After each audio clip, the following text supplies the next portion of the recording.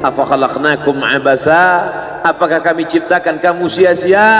Aku beri engkau nyawa, aku titipkan roh di dalam jasadmu, kuberikan kesempatan tinggal di dekat az-zikra, tapi kenapa kau menjadi ayam yang mati di lumbung padi? Perutnya mungkin kenyang, tenggorokannya mungkin tenang, matanya mungkin lapang, tidurnya lelap, tapi jiwa kosong hampa. Akibat apa? Akibat tidak diisi dengan zikir, tidak diisi dengan baca Quran, tidak diisi dengan muhasabah, tidak diisi dengan meneteskan air mata, tidak diisi dengan duduk bersama ulama, tidak diisi dengan sholat berjamaah, tidak diisi dengan kajian-kajian. Sesungguhnya setiap kita datang ke dunia ini sudah membawa benih. Tidak ada yang lahir ke dunia ini kosong hampa. Jadi kalau ada bapak-bapak yang diceramahi oleh orang motivator atau siapapun dia, mari isi anak kita dengan Islam, mari isi anak kita dengan iman. Tidak begitu guys.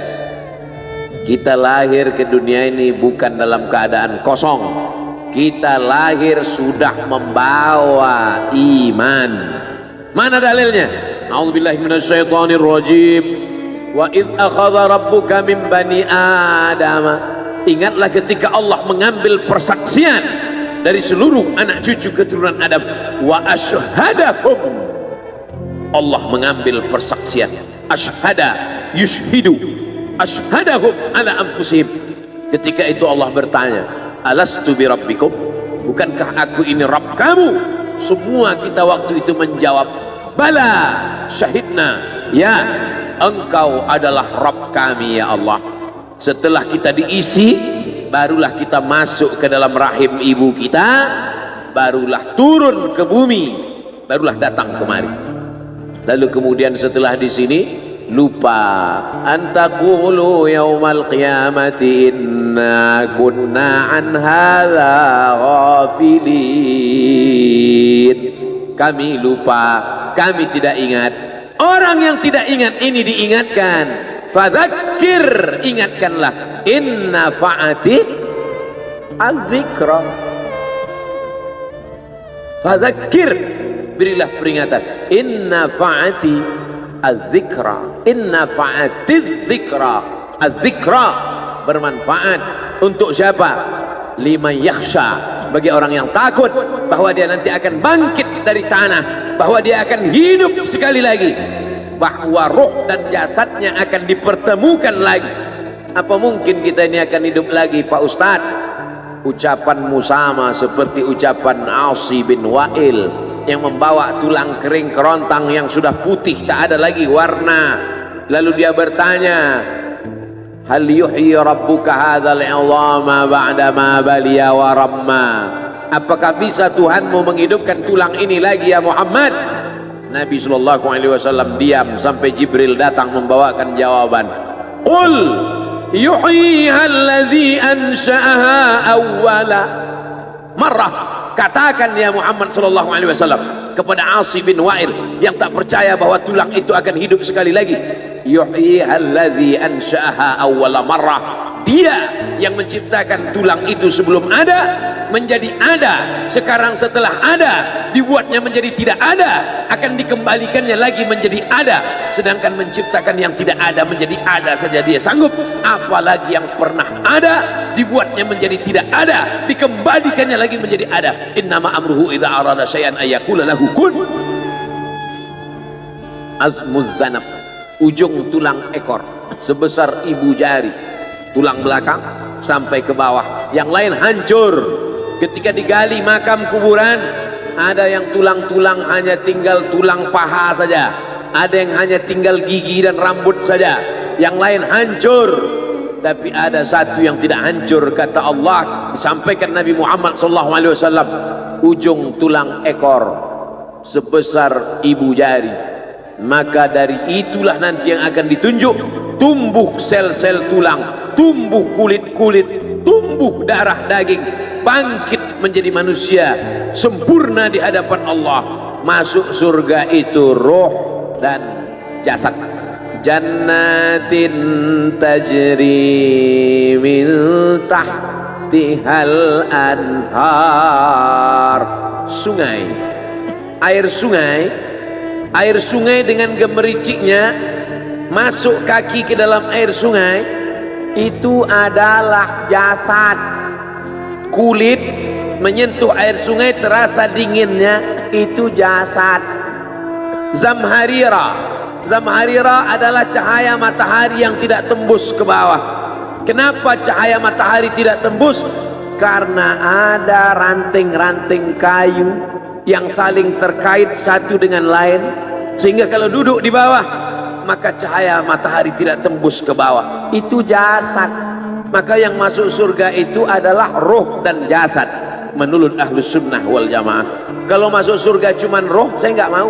Mimpi masuk surga. Abdul Somad akan masuk surga beserta roh dan jasad, kembali sempurna. Makanya kata Nabi, la yadkhulul jannata ajuz, tak masuk surga orang tua. Menangis semua orang tua, sedih karena tak masuk surga. Nabi tersenyum, kata Nabi, bukan kamu tua tak masuk surga, kamu akan kembali muda usia belia 30, 31, 32, 33. Karena masuk surga itu adalah orang-orang muda, anak-anak muda yang bisa menikmati dunia. Begitulah mereka masuk ke dalam surga. Apa makna ucapan Nabi itu? Ruh dan jasad masuk ke dalam surga Allah. Lagi-lagi kita sedang diajarkan keseimbangan, bahwa kita lahir membawa iman, tapi iman ini bisa mati. Benih letakkan di tanah pasir kering kerontang, tidak disiram, mati dia, kering. Bagaimana menghidupkannya? Dihidupkan dia dengan ilmu. Tidak ada majelis ilmu yang paling banyak untuk saat ini. Majelis ilmu di Az-Zikra, semua ustadz didatangkan kemari. Ustadz Tengku Zulkarnain, Abah Raud tidak usah disebut lagi, memang beliau guru dari almarhum, Masya Allah tabarakallah. Lalu kemudian para masyaikh, Ustadz Adi Hidayat, Buya Yahya, tak dapat disebutkan satu persatu. Kiai Haji Abdullah Gimnastiar, para alim ulama, alumni Al-Azhar Mesir, alumni dari Yaman, Tarim Hadramaut, Darul Mustafa, Rubat Tarib, berdatangan kemari semua. Majelis ilmu, majelis ilmu. Lagi-lagi ayam mati di lumbung padi. Apa sebenarnya yang terselit dari peribahasa itu? Iman mati karena tidak disirami dengan ilmu. Ilmu, ilmu, ilmu. Datang seorang jamaah menemui saya, Ustadz Somad, saya kena penyakit insomnia, gak bisa tidur malam. Jam 2 malam mata saya masih berkedip-kedip. Bismika Allahumma ahya wa amut, gak mempan. Sebabnya apa Pak? Sebabnya saya beli tanah. Setelah beli tanah, tanam kelapa sawit, dipupuk, dijaga, 3 tahun berbuah. Pas mau dipanen, sudah dipanen orang duluan. Ternyata tanahnya bermasalah, dibawa ke pengadilan, dia yang menang. Akhirnya sampai jam 2 malam gak bisa tidur. Apa yang terlintas dalam pikiran? Kenapa beli tanah, kenapa tanam sawit, kenapa beli tanah, kenapa tanam sawit, kenapa diambil orang, kenapa dulu gak ternak ikan aja, kenapa gak ternak puyuh. Berbulan-bulan gak bisa tidur. Akhirnya pergi ke psikiater. Pak psikiater, ya saya sudah 2 bulan gak tidur-tidur Pak psikiater. Akhirnya Pak psikiater buat resep. Ini obatnya, yang ini dimakan sebelum makan, yang ini dimakan setelah makan, yang ini 3 kali, yang ini 2 kali. Akhirnya memikirkan resep itu, makin gak bisa tidur. Dimakan, tertidur. Dosisnya habis, terbangun. Kenapa beli tanah, kenapa tanah? Setelah dimakan, muncul masalah baru. Terlalu banyak makan obat, terjadi kekacauan tubuh, akhirnya kena buah pinggang, muncul masalah baru. Sampai akhirnya saya ketemu MP3 Ustadz, saya dengarkan sebelum tidur malam. Begitu saya dengar, saya itu tidur. Makanya saya tidak marah kalau ada jamaah itu tidur. Itu menunjukkan jiwanya tenang, karena dia tidak kena penyakit insomnia. Orang Amerika, orang Eropa, mobilnya mewah, apartemennya cantik, rumahnya megah, duitnya banyak, dolarnya bejibun, gak bisa tidur. karena masalah hidup dunia. Kita naik angkot kelewatan gang. Itu menunjukkan apa? Di mana letak ketenangan itu? Huwallazi anzala sakinata fi qulubil mu'minin. Dia yang menurunkan ketenangan ke dalam hati orang yang beriman. Oleh sebab itu maka iman ini mesti disiram dengan ilmu. Majelis ilmu adalah majelis zikir. Majelis ilmu adalah majelis turunnya rahmat dan barakah. Majtama'a qaumun fi baitin min buyutillah. Sekelompok orang berkumpul di rumah Allah, yatsluna kitab Allah, membaca ayat-ayat Allah, wa yatadarasunahu fima bainahum, mengkaji isinya. Nazalat alaihimus sakinah, turun ketenangan. Wasyat bihimur rahmah, turun rahmat kasih sayang Allah. Haffat bihimul malaikah, dikelilingi oleh para malaikat. Wa dzakarahumullahu fi man indah, dibanggakan Allah Ta'ala dengan para malaikat. Tadi malam ketemu dengan murid dari Syekh Muhammad Yasin bin Isa Al-Fadani di Zawiyah Raudhah. Ketemu, cium tangan, barokah, zikir, sholawat, tenang jiwa. Lalu kemudian subuh ini ketemu dengan Abah Raud, ketemu dengan para penghafal Quran, ketemu dengan santri-santri, tenang jiwa. Tidak ada yang menenangkan jiwa ini selain daripada majlis zikir, majlis ilmu. Betapa meruginya ayam-ayam mati di lumbung padi. Benih tidak disiram, mati. Benih yang disiram dengan majlis ilmu tumbuh, tapi tidak berbuah. Maka mesti disiram pakai pupuk buah. Datang konsultasi, ini kenapa tidak berbuah? Kenapa ini tidak berbuah? Karena ternyata dia mesti diamalkan. Sudah dapat ijazahnya, sudah talaqi, sudah halaqah, kenapa nggak berbuah? Belum diamalkan. Paksa-paksakan diri sebelum tidur malam, wudhu dulu, sholat witir. Paksa-paksakan diri bangun malam, tahajud. Paksa-paksakan diri siang, sholat qabliyah, sholat ba'diyah. Paksa-paksakan diri pagi, sholat duha. Paksa-paksakan diri, sholat subuh berjamaah. Barulah dia berbuah. Kalau dia tidak berbuah, dia hanya sekedar pokok kayu yang hanya membuat sampah saja. Tapi paling tidak tempat orang bernaung di bawah ketika panas. Tapi manfaatnya tidak sesuai, karena yang ditunggu itu buahnya. Masa pohon kayu rindang besar tidak berbuah, sementara semangka yang kecil buahnya besar? Oleh sebab itu maka mesti berbuah. Benih disiram, berbatang, berputih, berbuah. Buahnya ranum, cantik dan indah. Begitu dibelah tak bisa dimakan. Kenapa? Ulat semua isinya. Oleh sebab itu mesti dijaga. Benihnya disiram. Apa yang bisa menjaga ini? Diprotek dia. Kenapa apel tidak dimakan ulat? Bukan karena ulat tidak sanggup beli apel, tapi karena disemprot pestisida. Ulat tahu ini ada pestisidanya, maka dia tidak makan. Kita nggak tahu, dimakan. Ikan asin tidak dikerubungi lalat, tidak ada satupun lalat yang hinggap di ikan asin. Kenapa? Karena lalat tahu ikan asinnya pakai formalin. Manusia nggak tahu. Pintar mana manusia dari lalat? Jangan jawab. Akhirnya orang makan, menumpuklah pestisida dan formalin dalam darah. Apa namanya? CANCER, cancer. Karena dia tidak larut dalam tubuh. Yang lain-lain larut. Makanan-makanan larut menjadi energi, menjadi sampah, dibuang menjadi kotoran.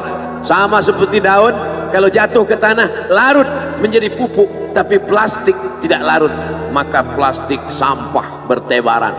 Oleh sebab itu maka ini mesti dijaga. Apa yang bisa menjaga buah apel supaya tidak berulat? Jagalah dia dengan ikhlas. Kamu kenapa nggak ke masjid?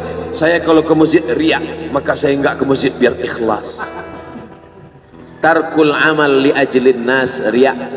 Kata Imam Fudail bin Iyad, tarkul amal li ajlin nas riya. Tidak jadi beramal karena takut dipuji orang, riya. Wal amal li ajlihim syirik, beramal karena ingin dipuji orang, syirik. Kenapa kamu nggak pakai sorban? Takut dipuji orang, riya. Pakai saja sorban anak, jangan takut dipuji orang. Pakai sorban, yakinkan diri. Baik, Ustaz kenapa nggak pakai sorban? Ada masanya nanti pakai sorban. Tarkul amal li ajlin nas, riya. Tapi beramal, tapi saya nggak tahan Pak Ustaz, dipuji orang. Luruskan, karena pujian pasti akan selalu datang. La'atiyannahum min baini aydihim wa min khalfihim wa an aymanihim wa an syama'ilihim. Datang dari depan, dari belakang, dari kanan, dari kiri, dari dalam. Alladzi yuwaswisu fi sudur, dari dalam, dari depan, dari belakang, dari kanan, dari kiri, dari dalam, dari dua aspek, minal jinnati wan nas, dari yang zahir, dari yang batin, berdatangan dia. La ughwiyannahum, aku akan goda anak cucu Adam. Sampai kapan? Madamat arwahuhum fi ajsadihim, selama roh masih bersemayam dalam jasad, selama masih hidup, dia terus menggoda. Kapan kita berhenti dari godaan ini? Nanti setelah terbaring, terbujur kaku, bahkan sampai mau sakaratul maut pun dia tetap menggoda. Itulah makanya orang berzikir tidak bisa digoda waktu sakaratul maut. Kenapa? Karena la ilaha illallah akan terngiang di telinganya. Subhanallah walhamdulillah wa la ilaha illallah wallahu akbar. Subhanallah walhamdulillah wa la ilaha illallah wallahu akbar. Kalau itu diucapkan sekali, 10 kali, 100 kali, 1000 kali, terngiang dia di telinga kita. Bahkan ketika kita mau tidur malam pun terngiang dia. Bahkan ketika kita mengigau di tengah malam pun itu yang terngiang. Maka saat mau sakaratul maut pun itu juga yang akan datang. Apa yang kau ucapkan, apa yang kau dengar, apa yang kau pikirkan, apa yang kau renungkan, itu yang akan datang waktu sakaratul maut. Seorang bapak sudah divonis dokter, panggil istrinya, panggil anaknya, bawa ini ke rumah, nunggu malaikat maut datang. Sudah nggak ada obat. Bapak sudah koma, nggak sadar-sadar di rumah sakit. Kalau tetap dipertahankan di ruang ICU, hanya ngabiskan uang saja. Dokter kasihan dengan keluarga, bawa ini pulang, karena kalau dibawa pulang pasti mati. Begitu mau dibawa pulang, matanya terbuka, sadar dia, sadar. Ketemu sama saya tanya, apa yang membuat bapak sadar? Waktu saya sedang koma itu datang Abdul Somad. Terus apa kata Abdul Somad itu? Nanya kapan tablik akbar. Akhirnya saya terbangun. Kapan tablik akbar? Saya terbangun, saya pulang ke rumah, saya kumpulkan panitia buat tablik akbar. Datang, saya heran, kok bisa saya yang datang waktu itu? Saya mencoba menganalisa, kenapa waktu dia koma itu saya datang. Saya tanya, Bapak kalau di rumah ada nonton YouTube? Ada. YouTube siapa? Abdul Somad. Oh. Dari rumah ke tempat kerja, dengar MP3 radio, enggak radio Pak Ustaz, MP3 suara, iya, suara siapa? Ceramah Abdul Somad. Baru saya connect, ternyata apa yang sering didengar, apa yang sering ditonton, apa yang sering dipikirkan, itulah yang akan datang ketika kita koma. Hati-hati yang suka sinetron Korea, hati-hati yang suka Bollywood, itu yang akan datang nanti waktu kau koma. Saudaraku yang dimuliakan, saya tidak nakut-nakuti, cerita aja.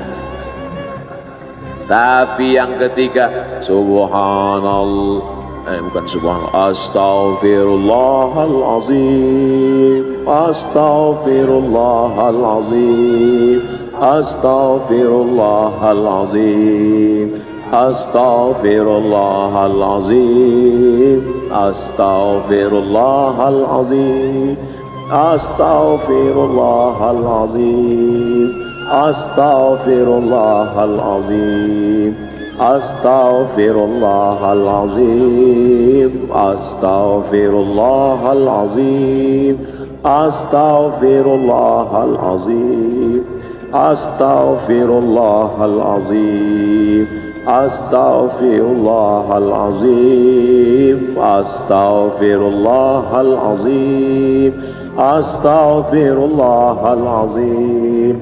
astaghfirullahaladzim, astaghfirullahaladzim, astaghfirullahaladzim, astaghfirullahaladzim, astaghfirullahaladzim, astaghfirullahaladzim.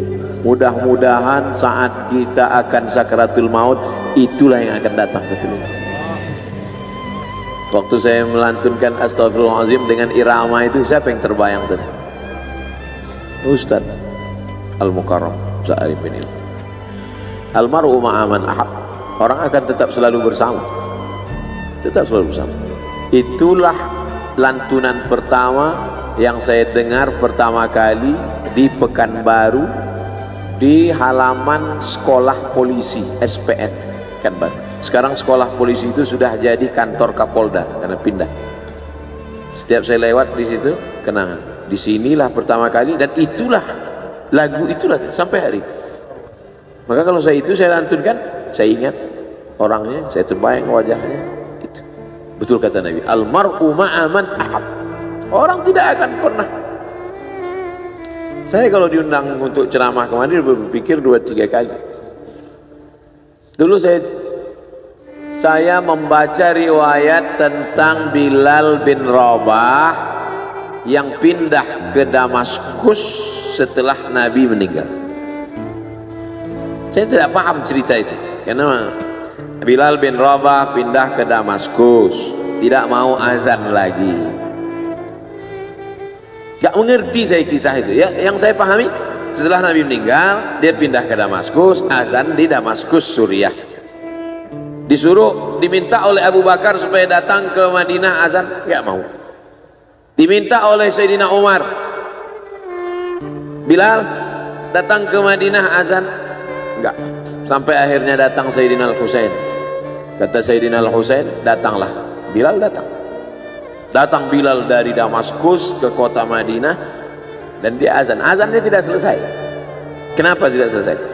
Karena dia merasakan kalau dia azan, bahwa nanti yang jadi imam Rasulullah. Dan ternyata perasaan itu sama bagi orang Madinah. Orang Madinah mendengar suara itu dulu lama sekali, dulu 3-5 tahun yang lalu. Dan kalau sudah suara itu terdengar, pasti nanti imamnya adalah Rasulullah. Ramai mereka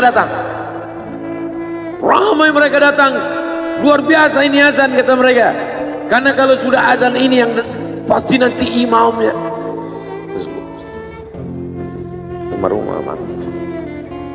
Al-Fatihah.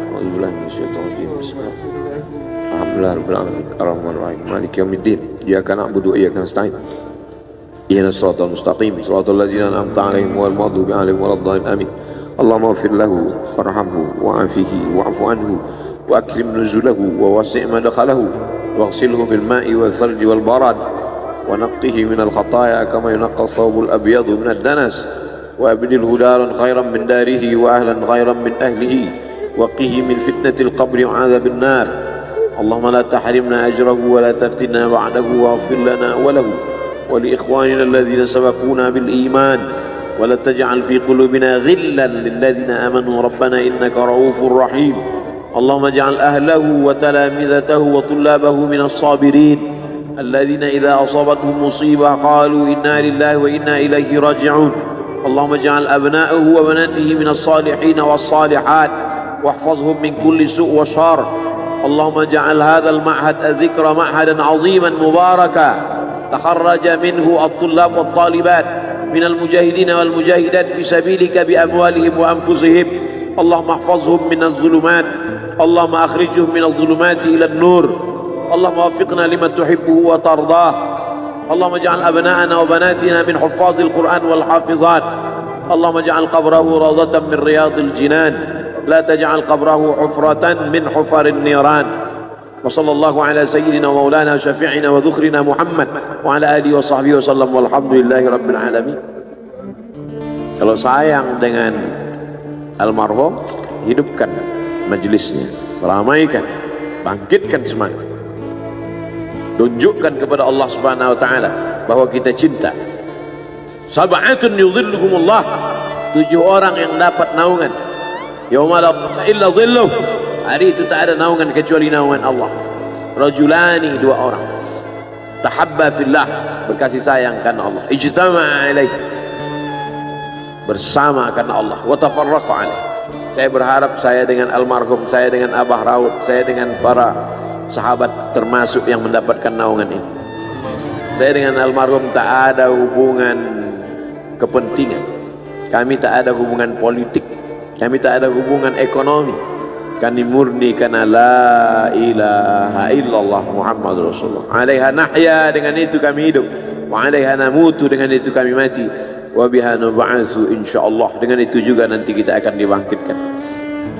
Sayang dengan Nabi, hidupkan masjid-masjid. Sayang dengan ulama, hidupkan majelis-majelisnya, jaga peninggalan-peninggalannya, lanjutkan perjuangannya. Itu bukti sayang. Sayang bukan di tepi bibir, sayang bukan basa-basi. Oleh sebab itu kita akan dituntut di hadapan Allah tentang nikmat besar ini. Mudah-mudahan kita lulus ujian dunia, ujian akhirat. Amin ya rabbal alamin.